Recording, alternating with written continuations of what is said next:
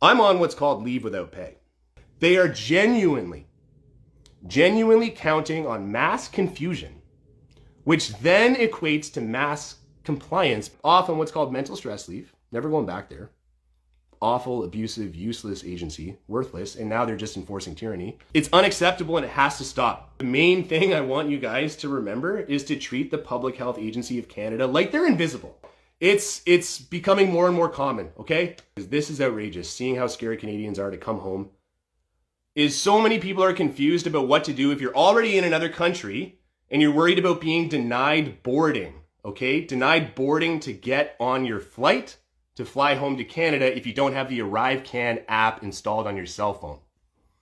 You don't need it. If you're a Canadian citizen or a permanent resident, I'm going to focus on that. If you're a Canadian citizen or a permanent resident, no. You're not going to be denied boarding your flight to fly home. If you've already downloaded it and submitted your information, just delete the app. It's such a shitty program, there's a good chance that all your information will just disappear. Okay, once you land here, the Canada Border Services Agency, they're doing something, and it's called passing the buck. Never met the definition for invoking the Quarantine Act in the first place. Now they're just kind of trying to usher you off to the Public Health Agency of Canada. They're going to call it a PHAC officer. They're passing the buck to them because those mothers are just trampling all over your rights, left, right, and center, and it's infuriating. Officer Patrick McNulty is a patriot. He embodies the values that we hold dear here at the War Campaign. Honor, accountability, integrity, and loyalty. Hail, brethren! Please share this video far and wide. Question about whether or not you can video record officers. And they just clarified this too, like agency-wide, they clarified it in the middle of 2020. Clarified it. Absolutely. If someone is choosing to record the interaction, by all means, record the entire thing. When you land and you're directed to go speak, they're going to call it PHAC, Public Health Agency of Canada. When they say go speak to them, no. Treat these people like they're invisible, seriously. I genuinely thought that a lot of this had just fizzled away. It goes away when we recognize the charade. Now's the time to just refuse to disclose. Don't wait for them to start saying, you're no longer up to date, which is their new lingo. No, just start refusing to disclose. This is like one way that we can all start to unite. Private medical information. Don't be afraid because of something that is like nobody's business. Okay, beat it. They have no business, but they're going to try and test you. When you refuse testing, we're going to threaten you with a fine. No problem. Goodbye. Let's avoid even getting to that point where they're able to try and fine you. So if you haven't downloaded the ArriveCan app on your phone and voluntarily entered the information ahead of time, they don't have a way of contacting you. They don't have a way of giving you the ticket. When you land in Canada, first you're going to speak to a border officer, or you might speak to a computer. Computers ask you questions and you just say whatever you want to say on the computer, and then off you go. And then next, like if you're at a big airport like Pearson, you're going to encounter this. The next officer who's an agency officer that you encounter is most likely going to be a student, as in like a university student. They have this program where they just hire students. They wear the same uniform. It's kind of dangerous. They go through like a little condensed training program, woo! And their job is just to stand there and like look at the piece of paper that the computer printed out with your declaration on it. And then they just like mindlessly direct you somewhere else. They just follow what the piece of paper says. But regardless, there's a process. Customs and immigration. You're a Canadian, you got no reason to see immigration. If the only reason why they're referring you somewhere else is because they're literally telling you, you now have to go speak to public health, you feel free to treat public health as if they're invisible. Like as if they don't even exist. Like treat them as if they're invisible. They have no business being there, let alone writing you a $6,500 unlawful ticket, plus one for your wife, plus one for all of your children. It's unacceptable. So when you get there, it's bizarre how this works. You're in an airport and it's confusing, okay? And you're half asleep from a flight, and now you're in a line. You gotta pay attention. What is this line? What am I standing in line for? Does it look like I'm standing in line for public health? Does it look like they're testing people in front of me? Just because there's stanchions next to you, okay, with like ropes, and there's a lineup and everyone's being polite and standing in line, it doesn't mean that you have to. If you've already gone through customs, time for you to leave. If you see a police officer standing there and you're like, you know what? I'm literally just going to duck under the stanchion and walk out. There's the exit. I'm going. Don't do it without announcing it and like wait for them to go, hey, sir, ma'am. That's agitating. Just tell them. Look them in the eye and go, hey, I'm a Canadian or I'm a permanent resident.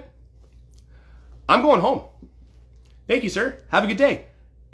Leave. Worst case scenario, you might get some loser officer who's going to follow you for like 50 meters. And they're going to try their best. They're going to use the line. They're going to threaten to steal your money. They're going to be like, they're going to write you a ticket and you'll be in trouble for this.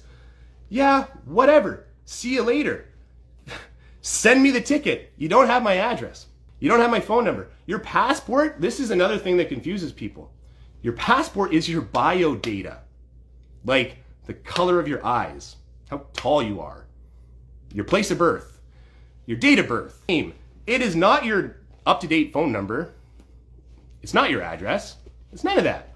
The next most common question I get asked is I'm being threatened with a $6,500 monetary penalty for not having this application downloaded on my phone. If I catch you smuggling a gun, an illegal gun, a sawed-off shotgun, whatever, one in the chamber, you're paying like $1,500 maximum. So threatening you for not downloading an application that was voluntary information, I find it absolutely outrageous. So the agency is passing the buck to the Public Health Agency of Canada to get them to do your dirty work. It's not a CBSA officer who's actually writing the tickets, but your fine is going to be thrown out.